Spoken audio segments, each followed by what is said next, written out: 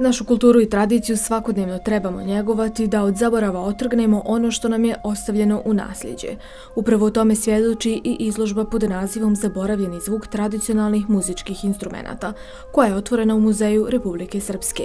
Ova zbirka tradicionalnih muzičkih instrumenata iz fundusa ovog muzeja prikupljena je još od njegovog osnivanja 30. godina prošlog vijeka. Izložba je to koja je pripremana skoro 3 godine, navodi autor. Svi instrumenti su autentični. Svi datiraju sa kraja 19. početka 20. vijeka, svi su iz fundusa Muzeja Republike Srpske. Neki od njih bi i sad bili u svirnom stanju, neki ne, naravno, s obzirom da se instrumenti koji se nalaze u muzeju ne koriste za sviranje, nego samo za čuvanje, da bi imali eksponate. To su instrumenti koji su takvi kakvi jesu i danas imamo neke od instrumenta u upotrebi koji se koristi na isti način kao što se i tada koristilo. Ovu izuzetno zanimljivu izložbu prati i dvojezični katalog kao i legende koje omogućavaju lakše kretanje kroz izložbenu postavu.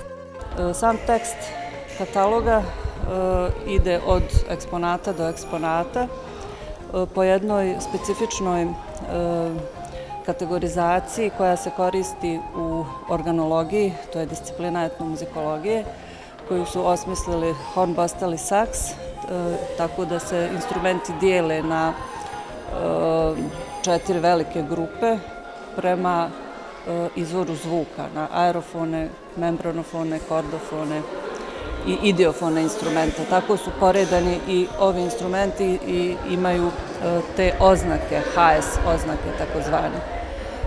Katalog može da posluži zaista širokom krugu publike, od najmlađih da vide kako izgleda pojedini instrument, pa do onih koji te instrumente izučavaju. Osim ovog dijela izložbe postoji onaj koji je osmišljen za naše najmlađe sugrađane. Upravo u tom dijelu mališani će moći da skuhaju svoj ritam. Pošto mi puno razmišljamo i radimo na tome da privučemo publiku u muzeje, da nam posjećenost poraste, tako da smo taj jedan dio prilagodili za nešto mlađi uzrast, odnosno mlađu populaciju gdje će moći da se zaigraju, da skuhaju svoj ritam, kako mi kažemo, da koriste neke od tradicionalnih muzičkih igračaka i da se sa tim zanimaju. Zatim cjevofon kroz koji možemo da proizvodimo razne zvukove i da se dobro nasmijemo. Onda imamo jednu, recimo, novinu i stvar koju nismo vidjeli na ovim prostorima, to je da pokrenemo zvuk pokretima tijela, koji smo u saradnji sa Elektrotehničkim fakultetom uspjeli da i apliciramo u prostor. Među eksponatima se nalaze i gusle koje su na listi Republike Srpske i Bosne i Hercegovine, koje bi trebalo da budu nominovane za upis na UNESCO-vu listu. Izložba je ovo koja ima edukativan karakter, te svakako trebate posjetiti u Muzeju Republike Srpske.